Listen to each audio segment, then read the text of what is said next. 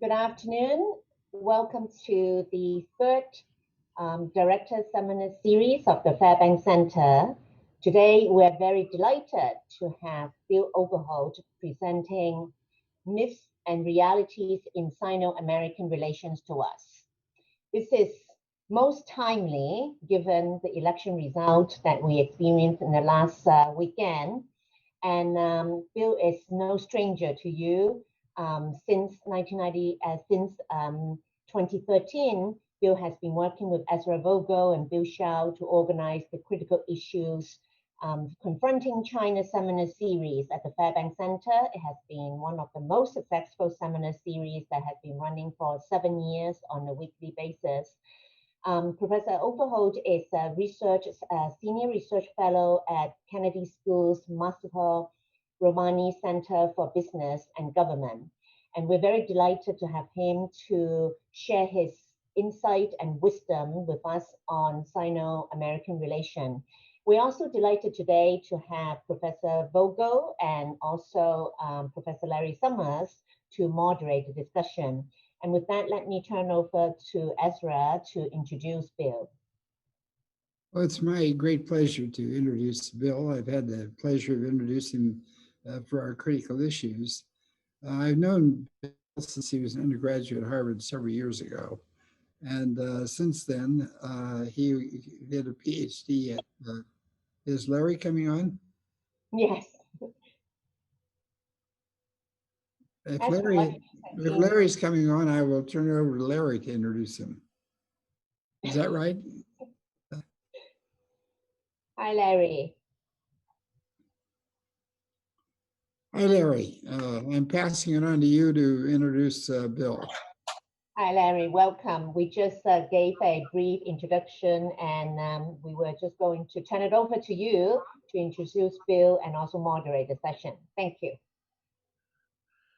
I'm delighted to have the opportunity to be part of this. I think what the Fairbank Center does is extremely important, and in all the time that Ezra has been working to understand China, there has not previously been a more important moment to understand China than right now.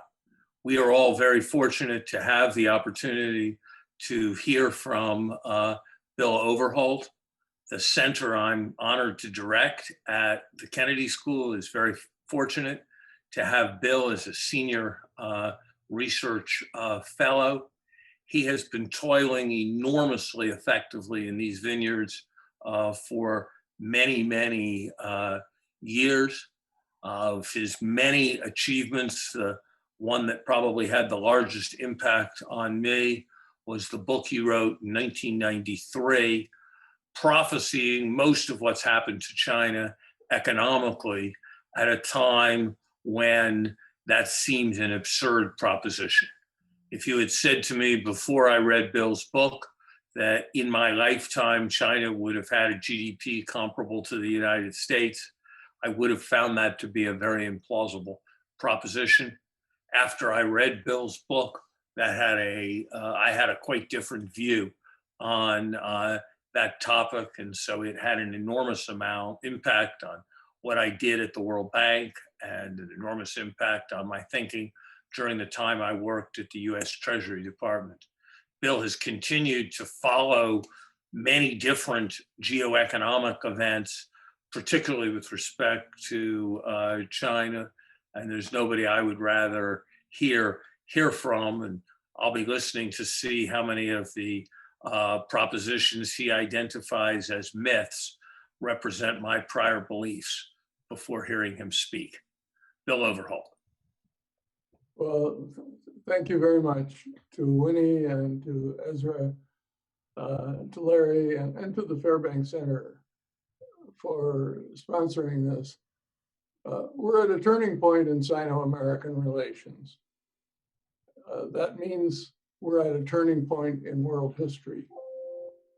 What happens in the next few years will be scrutinized by historians a century from now. Others have predicted what the Biden administration will do I want to examine some of the thought patterns behind China policy. The toughening of US-China relations is inevitable. China has changed in multiple adverse ways. One needs only to say the words Xinjiang, Hong Kong, Huawei, intellectual property, Canadian hostages, South China Sea, fox hunt, influence groups, to see the inevitability of change. Unpredictable US policy, sometimes frivolous US policy, has made things a lot worse. But the toughening includes almost the whole Western world and most of China's maritime periphery. Having said this, the US response has been based heavily on myths. My first few sentences about the myths are going to sound partisan, but I promise to offend everybody. Myth one about trade. President Trump has said that cutting off relations with China would save $500 billion. That statement is based on the trade balance. But the trade deficit doesn't measure net benefits to a country. The most famous example is that when China assembles a Nike shoe, the trade balance shows minus $100 for the United States, but only $2 remains in China, and most of the benefits redound to Americans. China's trade surplus has been around 1% of its economy, almost perfect balance. So China is not the problem. The overall US trade deficit is basically what we save minus what we spend. And President Trump's tax deficits have greatly reduced what we save. He launched a trade war to reduce the trade deficit and restore manufacturing jobs. But the overall trade deficit has gone up, manufacturing jobs have been reduced, and costs for American families have gone up. The balance of interests depends on a different calculation. China is now the center of gravity of the world consumer market. For half a century, US baby boomers were the center of gravity of the global market. But now baby boomers like me have gray hair, if they have any hair at all. And China and Asia are the center of gravity of the world market. If America cuts itself off from that new center of gravity, General Motors dies immediately. The broader US automobile complex collapses. Hollywood shrivels.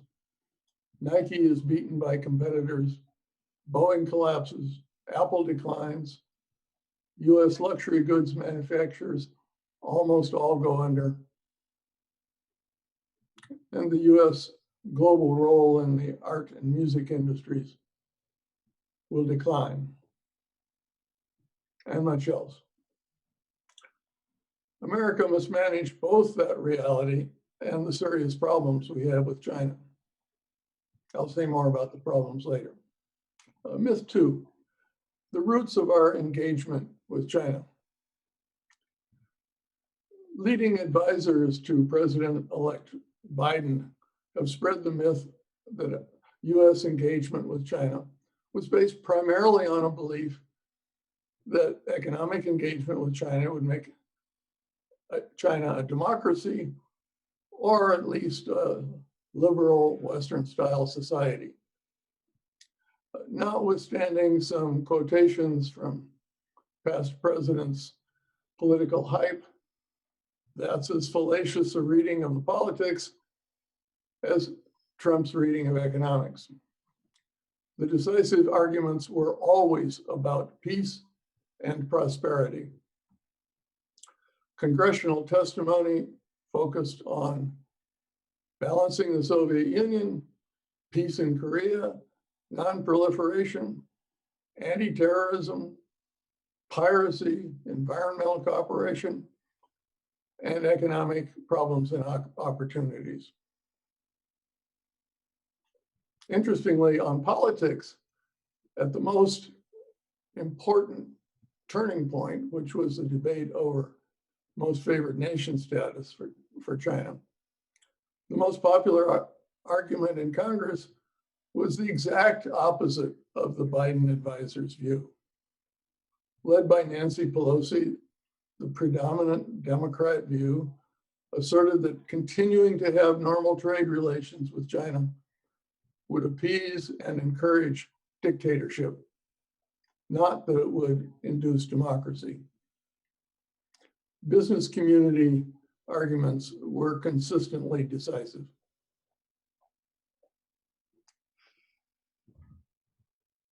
Focusing on peace and prosperity were exactly the right issues. Engagement with China is the biggest single reason that the world has experienced a half-century of big power peace and the most extraordinary increase in prosperity in global history. No longer is Africa stagnant. No longer does Latin America lead the world down in every financial crisis. The poorest countries, the most unstable ones that create the most problems for the United States, are raw materials producers, and Chinese demand has lifted them up.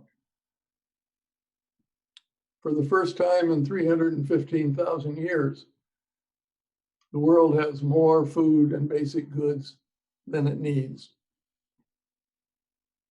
When China became a predominantly services economy in 2015, mankind decisively shifted away from backbreaking manufacturing work to more healthy services jobs. The poorest Americans have benefited enormously from the availability of inexpensive goods manufactured in China. American companies have flourished globally because of the efficiencies created by supply chains that go through China. China's theft of intellectual property and denial of market access have become severely damaging. No doubt about that. They require firm action. The US has to diversify away from total dependence on China for things like rare earths, whose supply curtailment could cripple us in an economic war or a hot war. But Americans' future is not improved by a false ideological revision of history to justify a Cold War mentality. Myth 3, jobs. Faced with a technologically driven decline of manufacturing jobs that has proceeded steadily since 1947, both parties in our Congress have found it politically convenient to blame China rather than technology for the declines. They then ignore the desperate need for measures to alleviate the suffering of vast numbers of Americans displaced from their jobs. Manufacturing jobs are going the way of agricultural jobs, which once employed 98% of Americans and now about 2%. We were fortunate that when we were losing agricultural jobs to technological change, our leaders channeled our economic life into the manufacturing sector.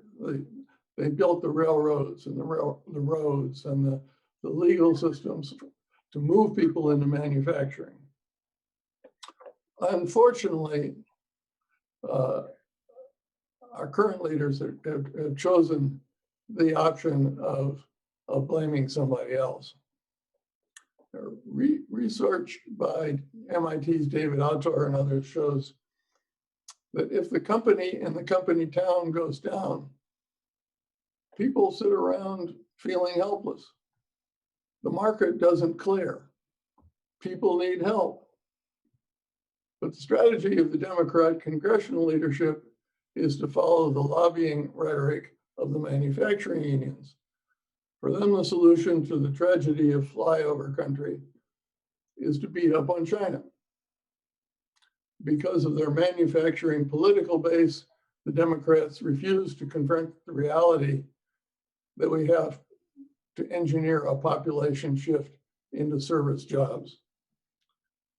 They create the false hope of getting manufacturing jobs back, and they belittle the service sector as flipping burgers from McDonald's. China lost nearly 45 million manufacturing jobs, while we were losing 3 million.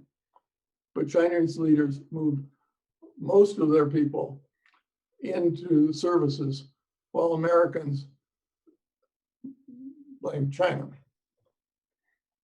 As a result, America's domestic social crisis and the rage against the political elite intensify. The Trump supporters are not irrational to abandon the Democrats for a leader who promises to bust up a bipartisan establishment that ignores their plight. As long as Pelosi and her supporters of the manufacturing unions lead the legislative Democrats and McConnell and the Republicans squeeze down expenditures to solve social problems, the US relationship with China will be worse than it needs to be, and we are guaranteed another Trump in our future. As Pew Research polls show, because of this dilemma, support for democracy is declining in America. In the late 20th century, congressional China policy was determined by a dominant political center, leaders like Democrat Bill Bradley and Republican Richard Lugar. The reactionary Union left and the ideological anti-communist right agreed on a radically xenophobic policy, and they disdained pragmatic calculations of national interest. But the extremes had very little leverage over policy. The center decided. In the new century, the center has vanished, leaving the extremes in charge. Congressional China policy is just a tail on this domestic political dog. Myth 4, China as Superman. When China announces that it's going to take over all key industrial technologies, much of Washington seems to believe it and panics. China's 2025 and 2035 plans are in large part reruns of Japan's industrial policy in the 1970s, which also panicked Americans. Japan had some very expensive successes with that industrial policy in which top leaders gave advantages to favored companies and favored sectors. They had even more very expensive failures. Their last big effort was called the 5th Generation Computer and Artificial Intelligence Program. Artificial intelligence resonates even today. It was a total flop. China has more money for subsidies than Japan did, but China also has Japan's problems plus some uniquely Chinese ones.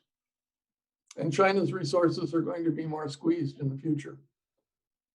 Xi Jinping's overarching priority for political control is at war with China's economic ambitions.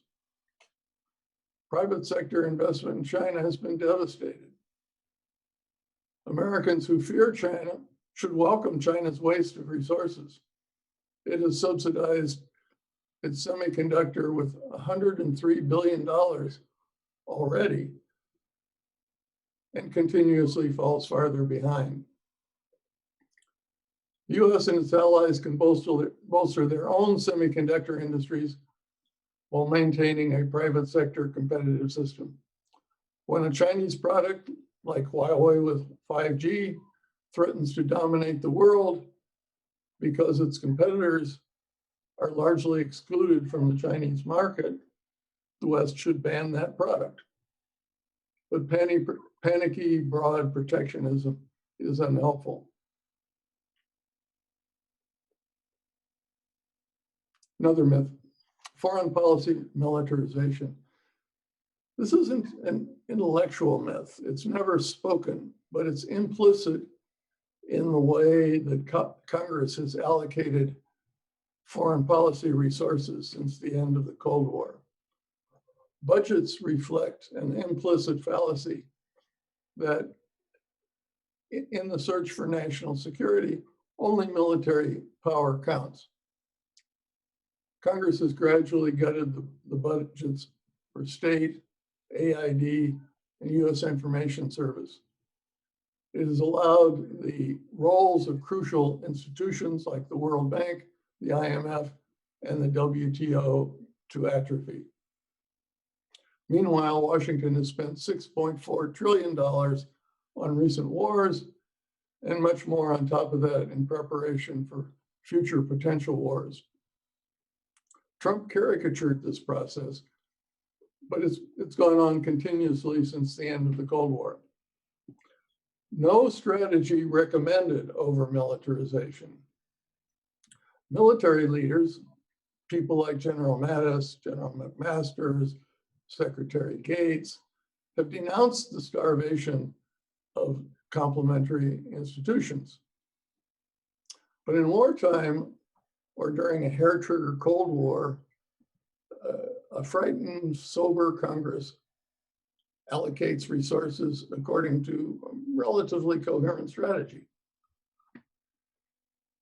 In peacetime, Congress allocates largely according to lobbying and campaign contributions. The military spent $112,500,000 on lobbying last year, and an enormous additional amount in campaign contributions and in subsidizing think tank and scholarly contributions that constitute indirect lobbying. The other vital institutions like the State Department had negligible lobbying support.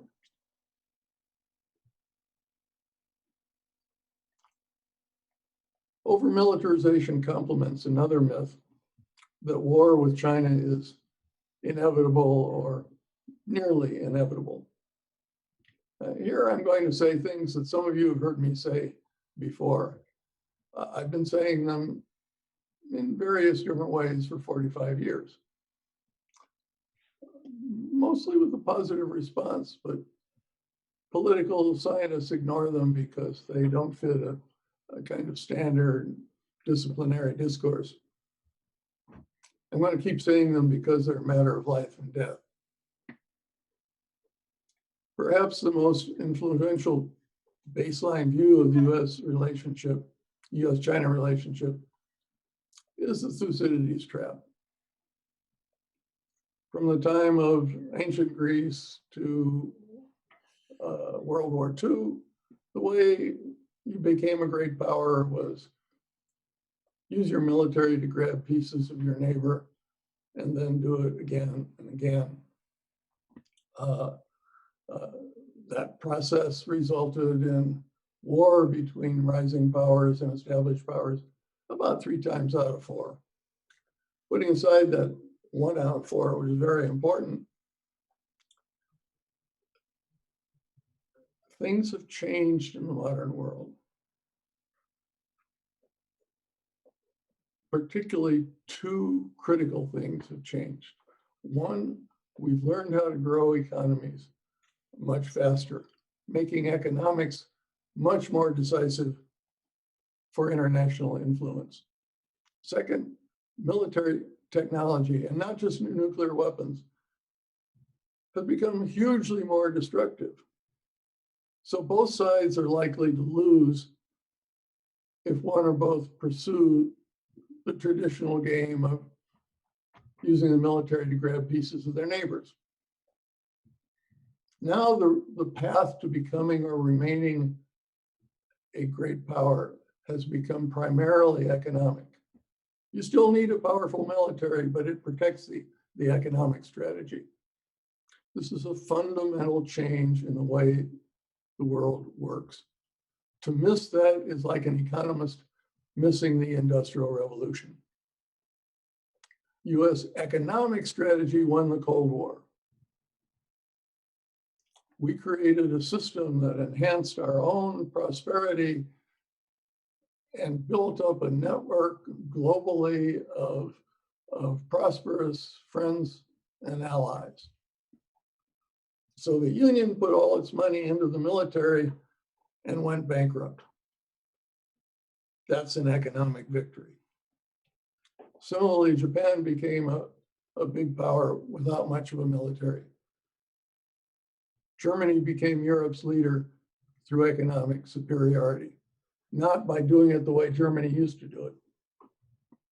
South Korea was totally inferior to North Korea through the 1970s, but it focused on its economy, and its economy is now 50 times larger than North Korea's. Indonesia started out after independence the traditional way. It claimed most of Southeast Asia, and its economy was a mess. It was the sick man of Asia. Then it gave up most of those territorial claims, focused on the economy, and became the acknowledged leader of Southeast Asia. In China, same thing happened. Deng Xiaoping cut back the military from 16% of GDP to 3%, and settled 12 out of 14 of its land border disputes in order to focus on the economy. And China became a major power long before the current military buildup started. So the path to becoming a successful big power has become an economic strategy protected by a strong military, or an ally with a strong military. Predominantly economic strategies differ from military strategies in that both sides can win. When Germany and France war, one wins, one loses.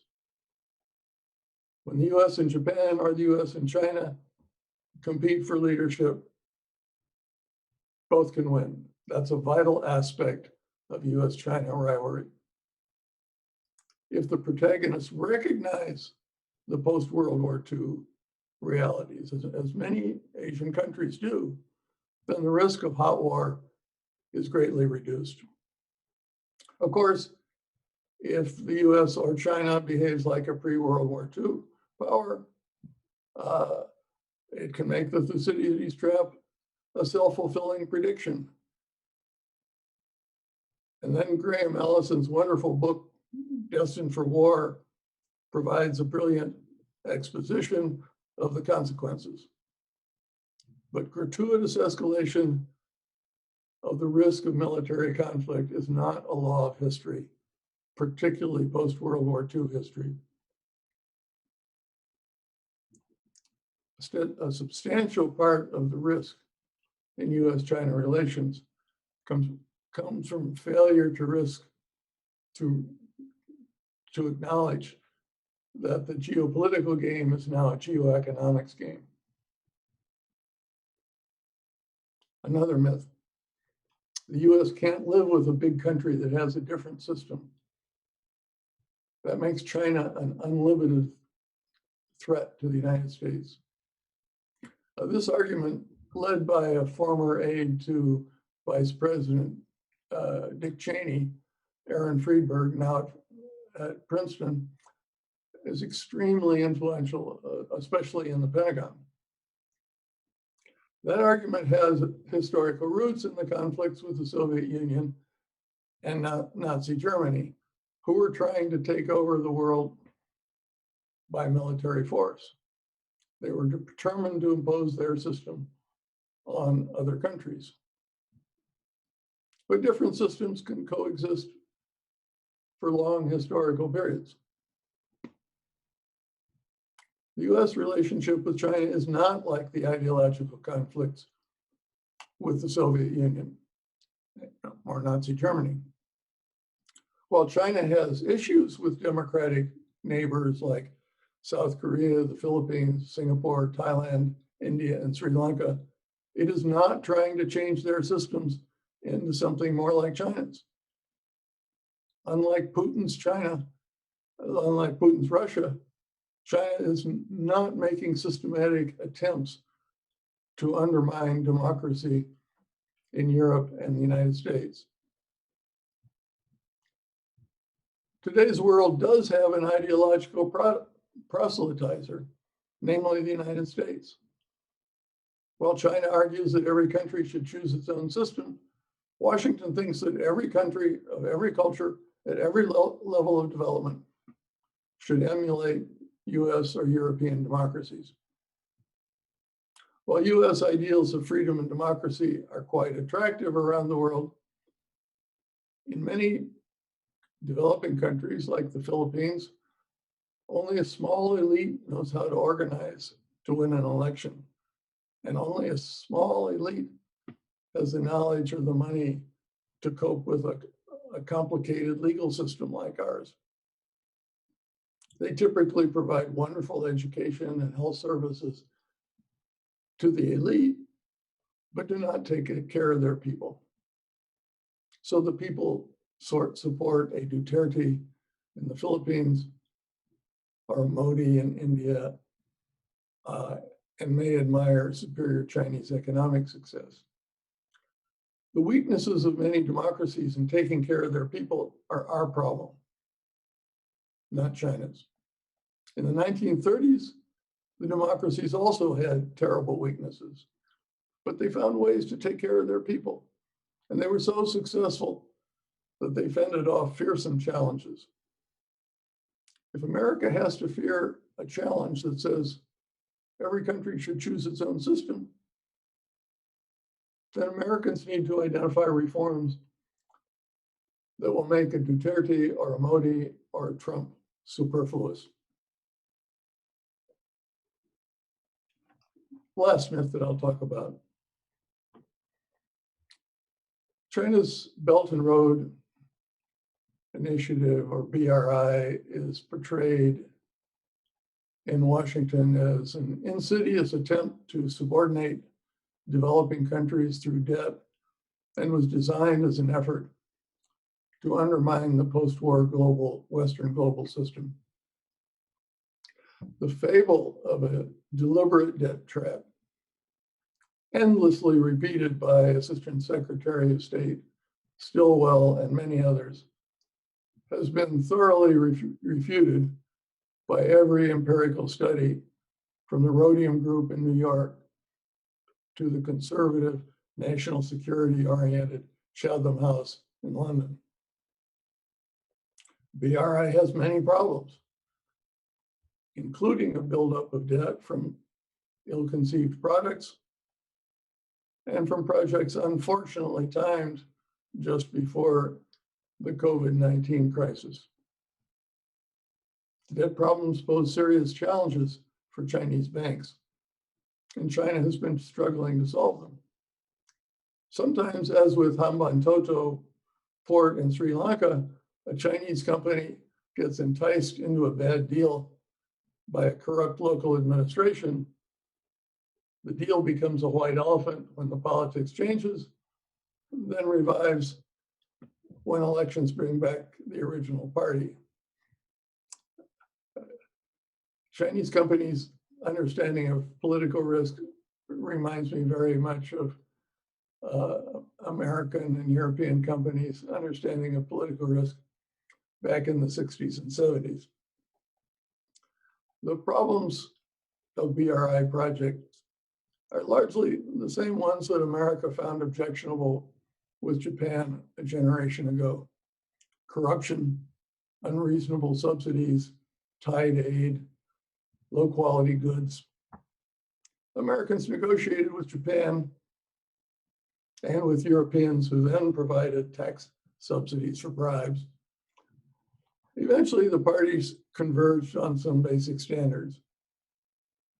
China's BRI reforms of April last year were very similar to some of those early Japanese steps. Convergence comes not because the different sides love each other, it comes because it's in the country's interest to solve the problems that come with these bad strategies. In conception, BRI was the ultimate tribute to the Western system.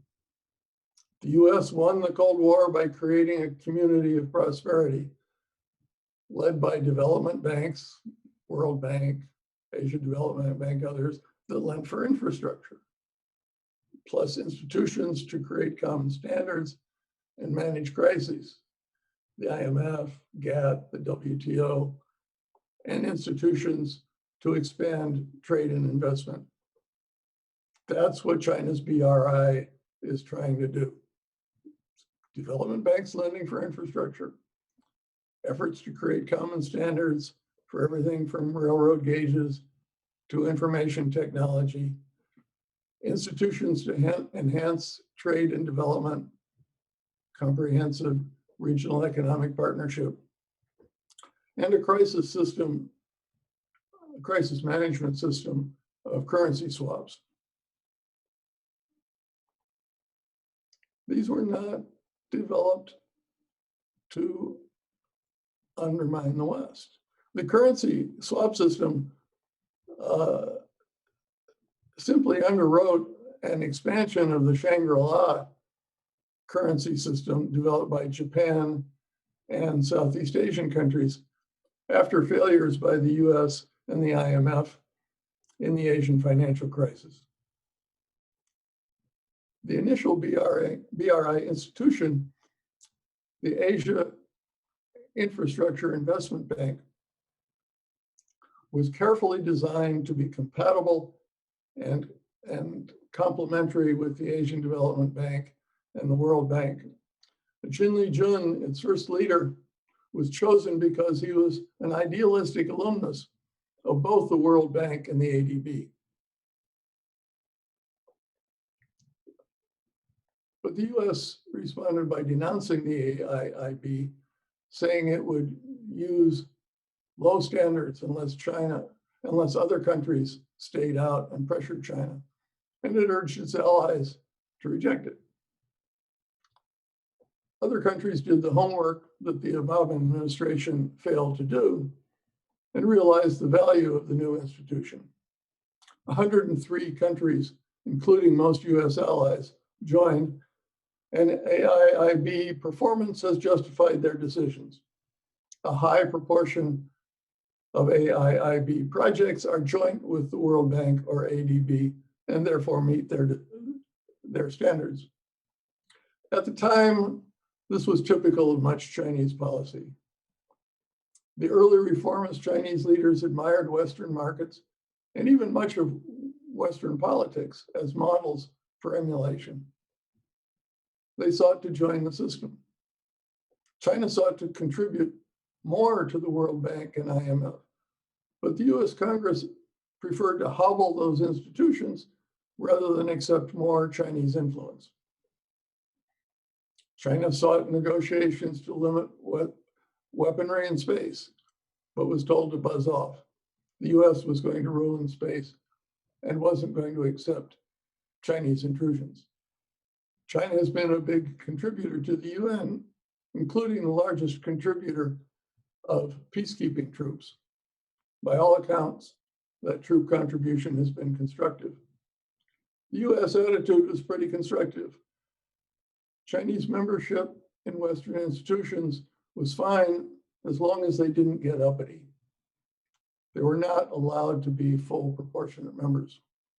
If the Chinese formed institutions that are compatible with Bretton Woods, like the AIIB Washington would try to hobble them.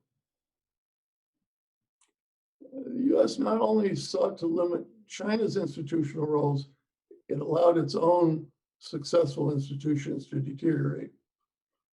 The World Bank, IMF, and ADB were held back by congressional stinginess. After the Mexican crisis in 1994, Congress forbade the kind of successful rescue that Treasury had conducted, even though that rescue cost the U.S. nothing. That hobbled the U.S. response to allies, Thailand and Indonesia, in the Asian financial crisis. That in turn created a vacuum. Japan and ASEAN tried to fill the vacuum first with the Japanese version of the IMF, which Washington quashed, and then with the Shangri-La currency swap system. A $12 trillion gap in infrastructure funding emerged, and China started to move into these vacuums. At the same time, China became disillusioned with Western models.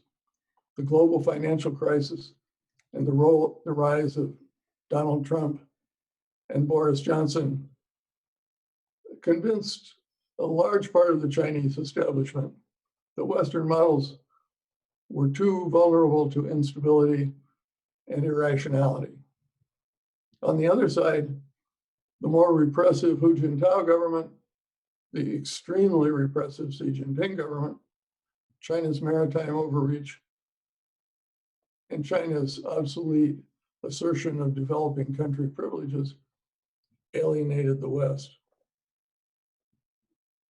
So the two systems started spinning into a more hostile relationship. What China has grasped is the lesson of America's Cold War victory. Geoeconomics is the key to leadership, and Bretton Woods type institutions are the key to international economic leadership. When China focuses on creating a circle of development in Africa, while the US focuses on providing special forces teams and an offshore naval presence, China wins every time. The biggest source of US influence in Africa has been George W. Bush's HIV prevention program. The US has forgotten the lesson it taught the world. The US needs to remember that lesson, restore economics to the center of US policy.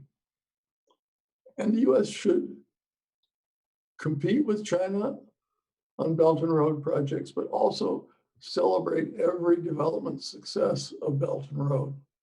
Every country that is stabilized can save the US $1 trillion in anti-terrorism expenses.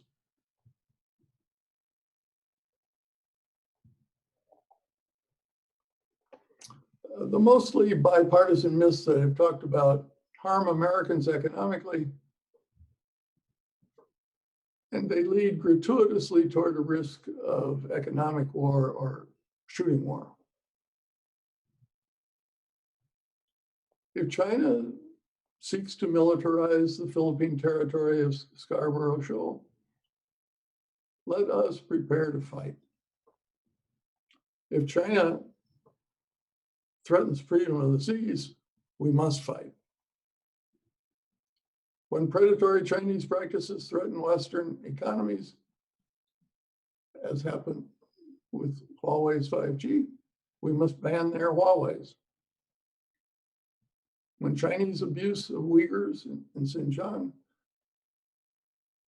makes them moral pariahs, let America lead the denunciations. But we still need to engage with China on climate change, the environment, non-proliferation, Korean peace, terrorism, piracy, space, economic development programs, global financial stability, and the need of American companies to access the China market. The world is complex, and US policies have to be complex. If we want peace, if we want prosperity, the fundamental issues are two. The US must accept China as an equal in all major institutions and in all major global decisions. Conversely, China is no longer a developing power. It needs to act like the mature world leader it's claiming to be. It can't be an accepted leader while claiming obsolete developing country privileges or nursing grudges for a long ago century of weakness or taking advantage of its smaller neighbors. These things are easy to say. They are very difficult challenges for both countries. Let me stop there. Thank you.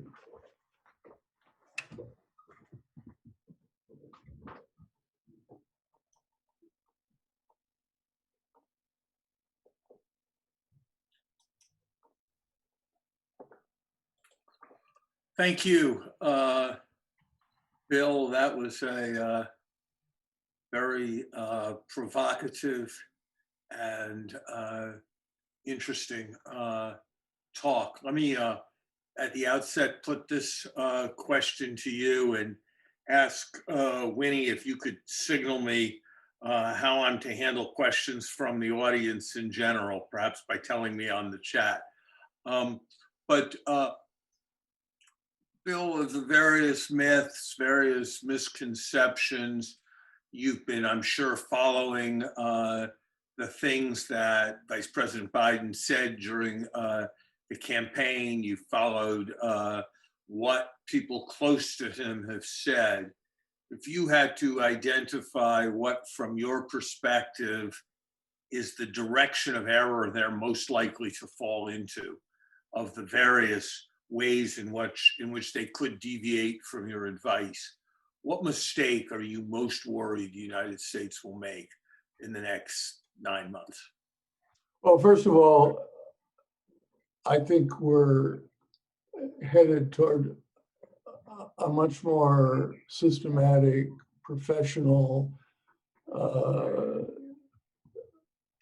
technocratically decided policy toward China. I think the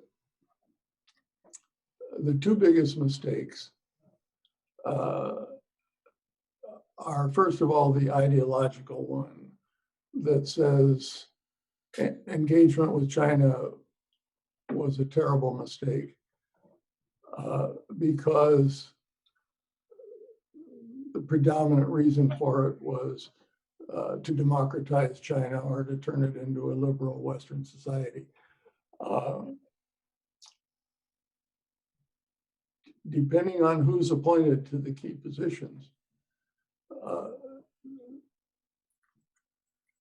and depending on the candidate's willingness to refute that, because that's become a very widespread view,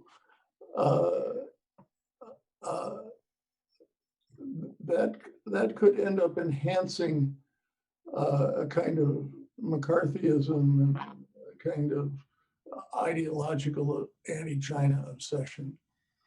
I think that's not the vice president's instinct, but it's got so much momentum that he needs to get it under control right away. I think the second thing is that the vice president may have a very balanced, calculated view of, I should say the president-elect, may have a very balanced technocratic view of the trade relationship with China. But his party, and that includes both what I'd call the manufacturing union reactionaries like Nancy Pelosi and the progressives are committed to this erroneous view that most of the problem of lost manufacturing jobs is due to China. And they're absolutely determined to prevent our joining the CPTPP or any other expanded trade relationship. And that's going to leave us isolated. We're going to have a disadvantage compared with most of the other countries of the world. If the president-elect is courageous, he will stand up and announce a very ambitious program for helping American workers and start moving it back toward a more balanced view of our trade and investment relationships. At the Fairbank Center a week ago, Jeff Bader said that's impossible. And he's an important, incisive voice. I think he's probably right. So we're going to have a problem.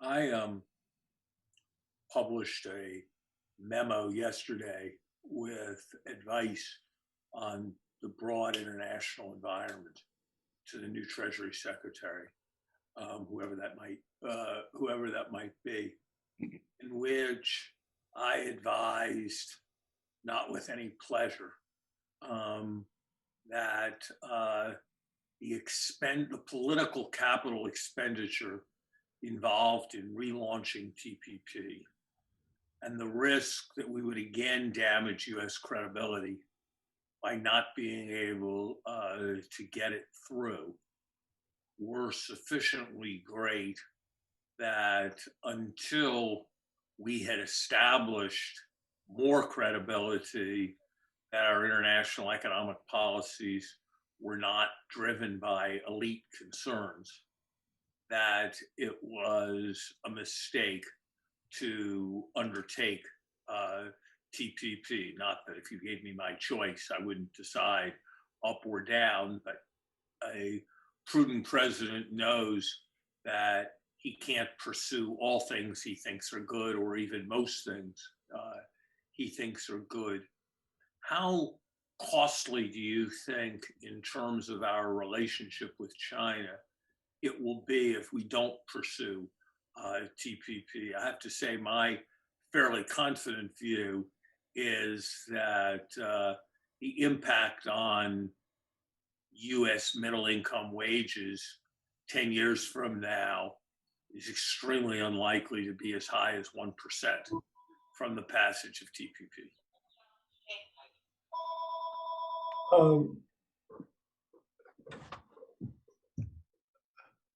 Well, I think, I'm not sure I understand the question completely, but if we don't pursue CPTPP, we lose economically in our relationship with the non-Chinese Asian countries.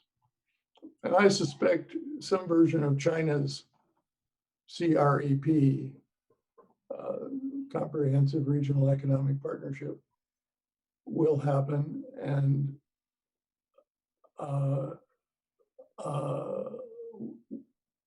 will be left out of that. I think your sense of the cost of that is far more refined than mine. I'm absolutely sure it is. But I can also see us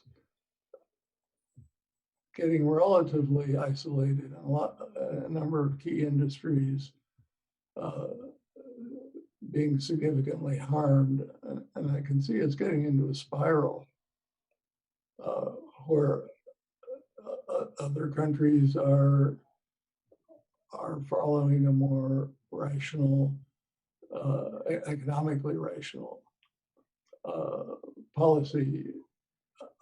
So I think there are quite significant long-term risks.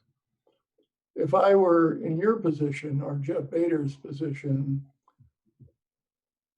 advising the new administration, I would say exactly what you said. If you try to open up a new trade liberalization relationship, you run into a brick wall, you lose capital domestically, and as you said, you lose credibility internationally. But I think what's necessary is to begin this process of explaining to Americans that, and explaining to the president-elect's fellow Democrats, the realities of what causes our social problem, and what it's going to take to deal with that social problem, because this helping these people is going to be enormously expensive. But not helping them is going to be far more expensive. We're going to get a much worse Trump the next time around. The fall off in Americans' support for democracy is quite dramatic. And people still express shock that Trump doesn't follow democratic norms. That's because a very high proportion of his constituents don't care about democratic norms. And that proportion is going to get much higher. And that means the next version is going to be able to trample on democracy much more. So this is a long-term building process that really involves reorganizing the Democratic Party and its thinking. The thinking is driven by the constituents. It's not that they haven't read the feature articles in the Wall Street Journal and the Washington Post and the New York Times about all the research that shows that a very small minority of the lost manufacturing jobs are due to China. It's available. But somebody who cares about the country has to think, how do we do the kind of reorganization that FDR did to meet an earlier crisis? This is a great crisis of our democracy. And the president-elect is going to get all wound up in this week's issues and this year's issues. But what our country needs is to figure out how to get us back on track domestically, so we can then get back on track internationally.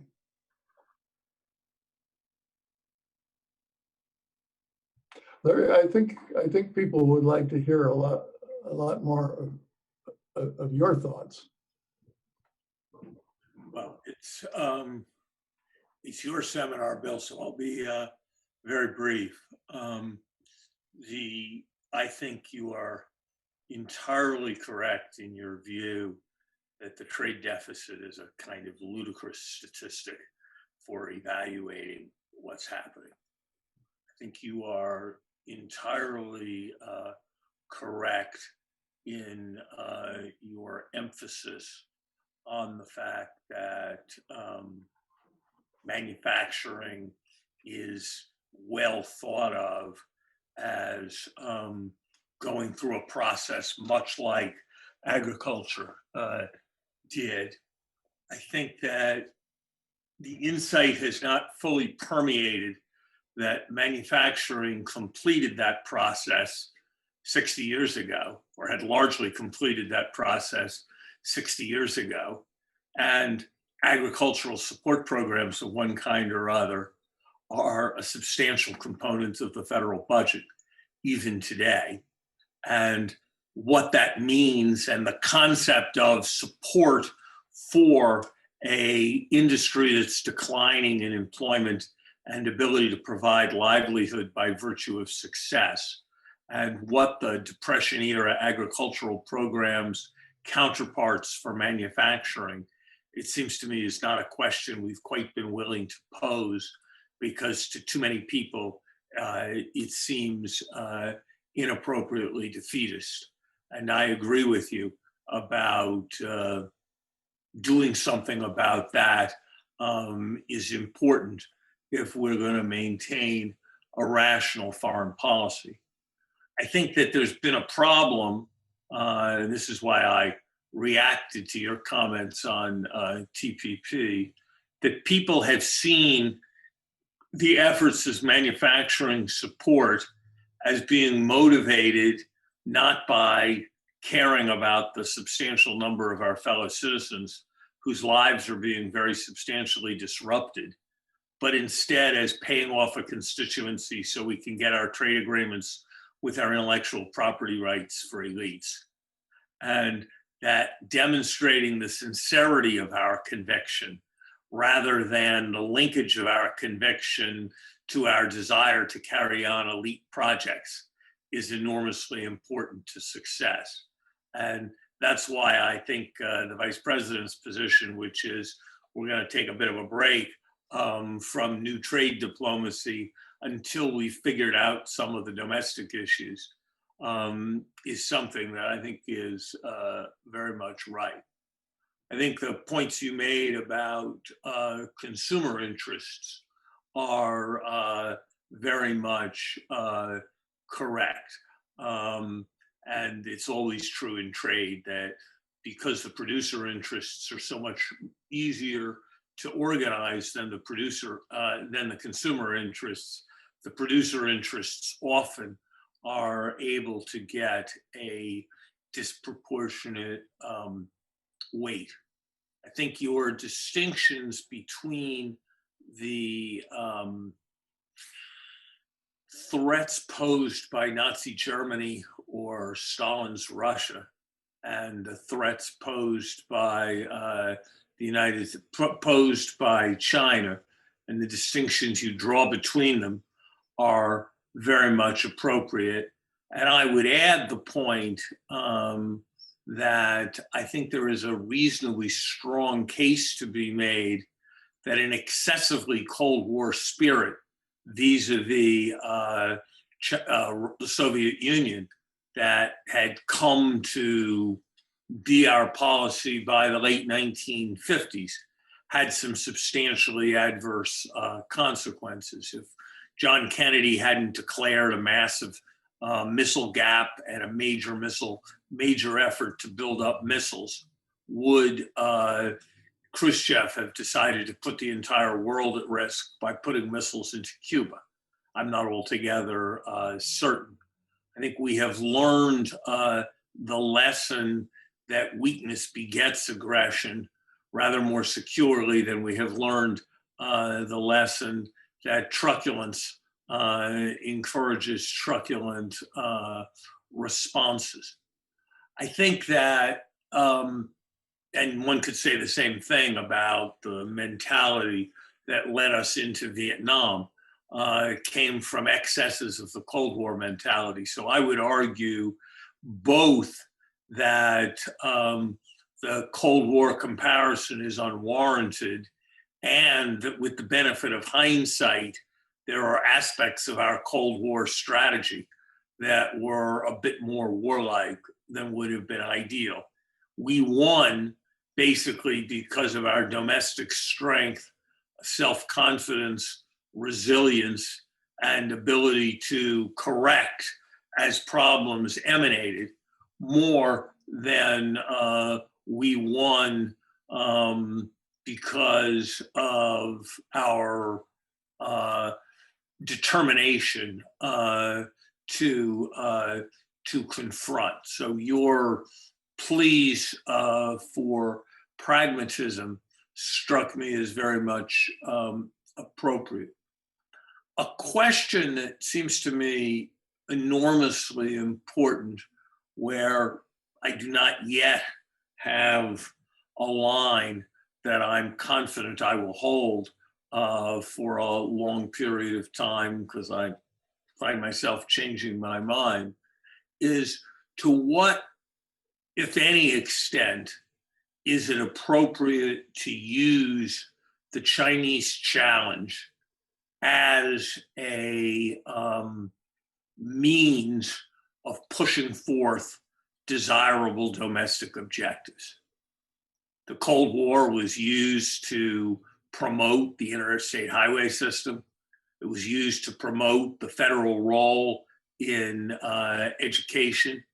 It was used crucially to promote what were seminal and very good federal funding of higher education and federal funding of scientific research in particular.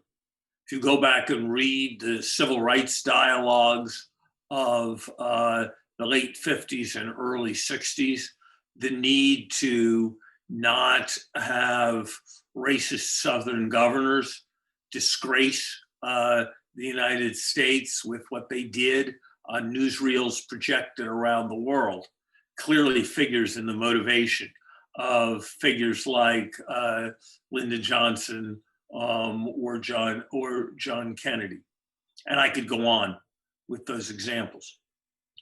And it seems to me there is a question, which is at a moment when the country is extraordinarily polarized, at a moment when, beyond the polarization of the country into factions, there are clearly concerns with what some people call identity politics, people who are more identified with their group than they are identified with their country. And there is a sense of a fissuring of the public. The appeal of pointing to a common external challenge as a way of spurring desirable and necessary actions and bringing about unity is immensely attractive. And yet, it seems to me that it runs the risk of whipping up paranoid nationalist fervor in ways that the whippers might not be able to fully control, and in a way that could be very easily misinterpreted abroad. And so I find myself, as I go around and talking in different places, using formulations about the need to maintain the power of the American example at a time when the viability of democracy is increasingly challenged. And so sort of raising the specter in a way that's not put in terms of we need to win against our adversary. And then I say to myself, is that kind of a perceptive, nuanced way of drawing the energy without being provocative? Or is that just too cute by half, and this is bad business and basically jingoist, and it's the job of people like me to discourage all this kind of stuff rather than to encourage it? And then I see the difficulty of mobilizing around it. And so I'd be interested in your thoughts, but it seems to me there is a question as to what the broader political resonance is, and how one tries to have the China relationship figure in a broader political context, in the 93 different versions that everyone who wants to be the next George Kennan, rivalry, partnership, co-opetition, competition with cooperation, strategic. Everybody's got their phrase for, we need to have confrontation in some places and cooperation in other places and lots of dialogue. Everybody has a phrase for that, and it's kind of right. It's kind of platitudinous and doesn't help with individual decisions. And it's also not a framing that 310 of the 330 million Americans will ever notice. And so those questions around the broader framing seem to me to be very important, and I'd be interested in any thoughts you have or that Ezra has. Now, let me comment briefly on that and then turn it to Ezra. I think you've identified an absolutely pivotal issue. On the one hand, paranoia about China has become extreme in many places in the US, and we can't afford to whip it up more. There's been a rash of hate crimes against ethnic Chinese. A couple of weeks ago, a Japanese musician got off the subway in Harlem, and a bunch of people called him an expletive-deleted Chinese and beat him up so badly that he may never be able to play music again. We can't afford to whip that up anymore. At the same time, I have a very limited idea about one aspect of your question.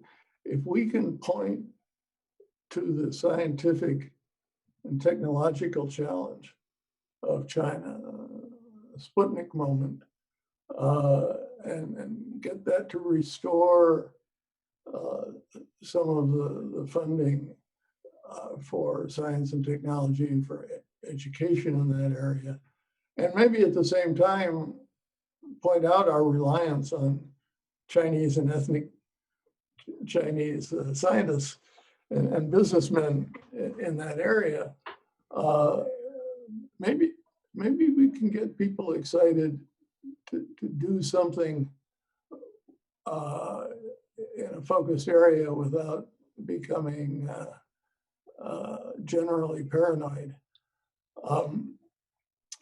The internet, the superiority of Alibaba and Ant and Tencent to what we have, the superior wiring of countries, South Korea, China, and Japan, compared to ours, is something we might be able to get people excited about without creating racist paranoia.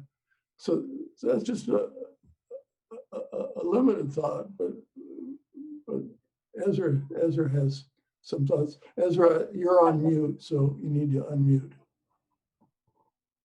You're muted, Ezra. You're muted. Yeah, there you go. I was going to try to relate this to the China issue, which is where I come in. And I think both what Bill and Larry have been saying is extremely important. And because what we can do, I would like to advocate policy that gets us to work well with China, but that depends on our domestic base of how much we can move. To Larry's comment about how we might use what China is doing to affect America, what I'm afraid is that it will end up pushing us to have more military, because the military is very poised to have new equipment and can use the threat. And the other is, I'm afraid, that right now it will push us into complaining more about their basic system with the Uyghurs in Hong Kong and all the questions about human rights. And to me, pushing China on that is only going to be counterproductive. If we want to have progress in working with China together on global issues, that's only going to make it more difficult because they're so concerned about allowing more voices in China, and they would see this as a threat to their providing stability. So they would react in a very bad way. So that's what concerns me about how these might affect what China does. But the question I would like to ask, sort of taking your basic point, one of your basic points, that it's not industry. Industry is dead. The question is the service sector. So I would like to know, for Bill and to Larry, to comment on what the United States could do in the service sector or to stimulate the economy, what we could do to remove some of the base of, say, the poorly educated whites in the red states who are so pro-Trump and so upset, what we could do to make the American economy a more balanced economy, to give those people more hope, so that we wouldn't have to dump on China. Larry, do you want to comment on that?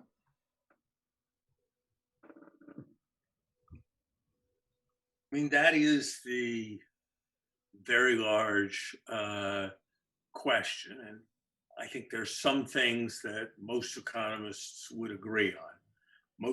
Most economists would agree that putting more emphasis on maintaining strong demand in a Keynesian way relative to fighting the specter of inflation makes a very large difference, and probably makes a larger difference for people who are disadvantaged than for people who are advantaged. And that's why you see a lot of emphasis on public investment, and you see rather a change in attitudes towards budget deficits. I have been a strong advocate of regional policy. One of the less remarked changes in the American economy is that it used to be true that there was a fairly strong tendency towards convergence. Rich places tended to fade over the subsequent 2 decades. Poor places tended to rise over the subsequent 2 decades. Since sometime in the early 80s, that has not been the case. The coastal elite cities, including the one in which we live, have basically pulled away. They've basically become rich knowledge centers with heavy fractions of college graduates. Other people have been forced to leave by high housing prices. Other places have lacked critical nucleus on which, around which to organize. And we have not had, we've had very little in the way of conscious regional policy. What is a modern day TVA for the Rust Belt? Seems to me to be a question that should be getting much more attention than it receives on a regular basis. To what extent can we usefully strengthen incentives to hire in relatively high unemployment areas? There are various ideas which I'm sympathetic to for employer side measures, like measures to complement the earned income tax credit. But I think the thing that has to be said that is hard is that the current state of social science is not particularly good at predicting or controlling macro social trends.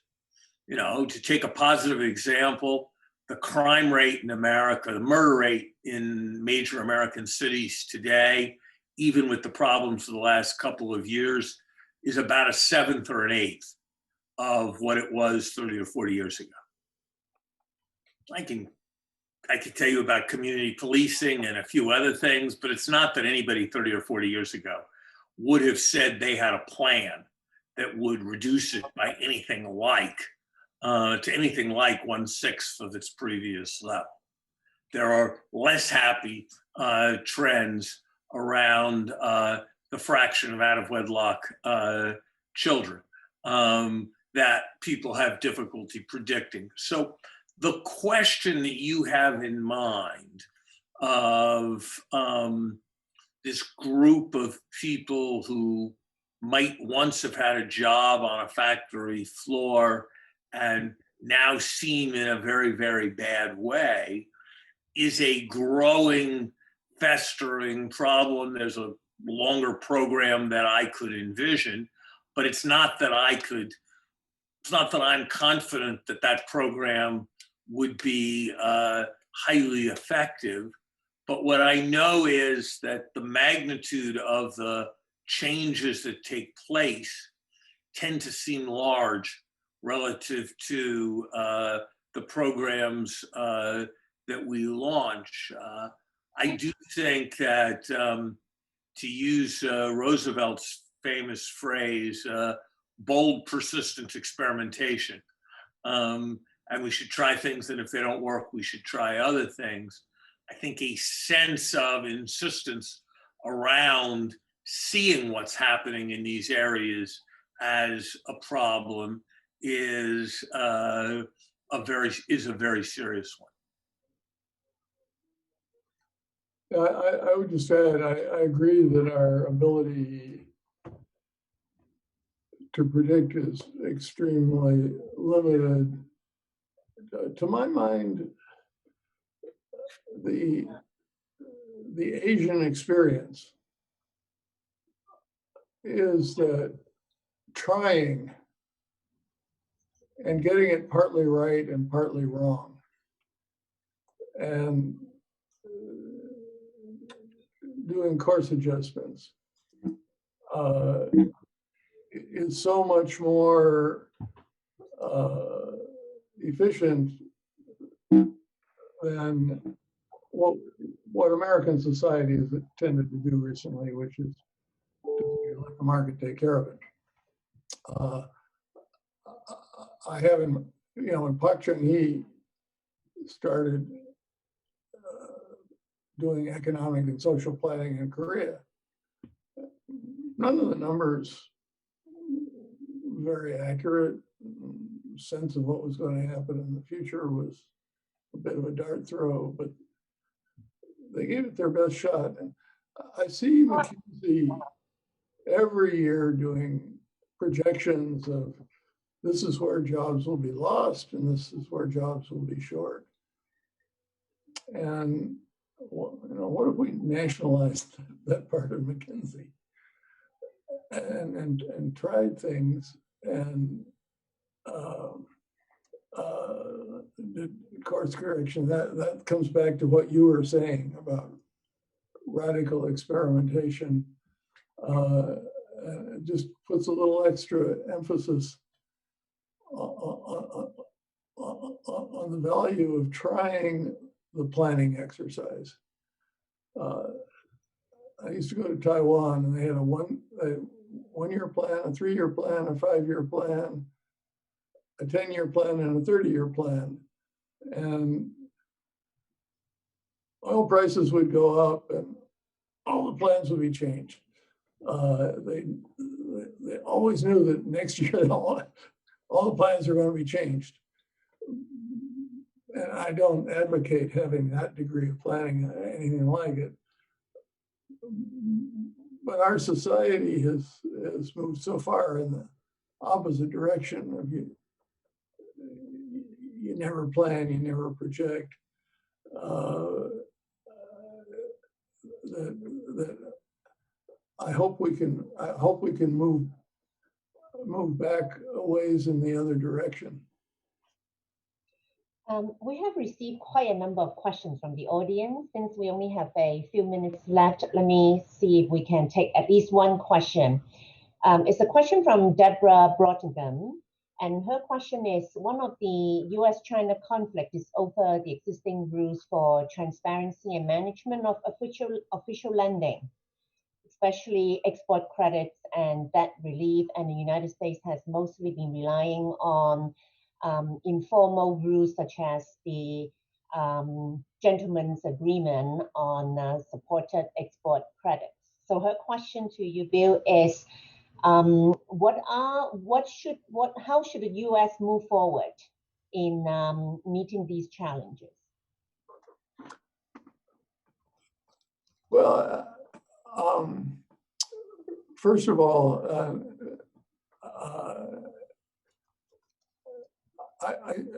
I'd start from a broad perspective that heavily drawn from her research, that a lot of the BRI lending has been and projects have been a very good thing for the countries involved. And so I put a positive aura around it. And then I pressed very hard for the transparency on the grounds that ultimately this is good for China. That they need to know what the country's total debt burden is. They need to know all the details. They need to have their institutions share the details with other Chinese institutions, which is a kind of transparency that we don't necessarily think about. But again, this reminds me of dealing with the Japanese 40 years ago or 50 years ago. By making this a negotiation about what's in our mutual interest and specifically in their interest too, we can gradually move forward. It's not going to be solved overnight. But the guy who worked for a bank, the Chinese banks need this probably more than we do. And so there's a foundation for moving in the right direction at a reasonable speed. But it's not going to happen if it's done in the context of Assistant Secretaries Stillwell saying you guys are kind of trying to create a debt trap and everything you're trying to do is bad for the world. No, here's a problem that the Chinese banks, along with the French banks and the American banks, need to solve. And the lesson of history is that if we work together and share information, we all end up better off. So thank you very much. I want to thank Bill and Larry for a very informative, insightful discussion. It is very timely, obviously. I mean, in the coming months, things are still continue to unfold. And there are lots of questions, and because this is such an important topic, and if you're willing, we can send these questions to you, Bill, and you might want to respond to the participants. There are like over 20 questions on the screen, but we didn't have time to get to it. So once again, on behalf of the Fairbank Center, I thank you for a wonderful seminar, and we look forward to further conversation with both of you. Bye-bye. Thank you, Winnie, and thank you especially, Bill. That was really very, very insightful, Bill. Thank you. Thank you. Bye-bye. Bye-bye.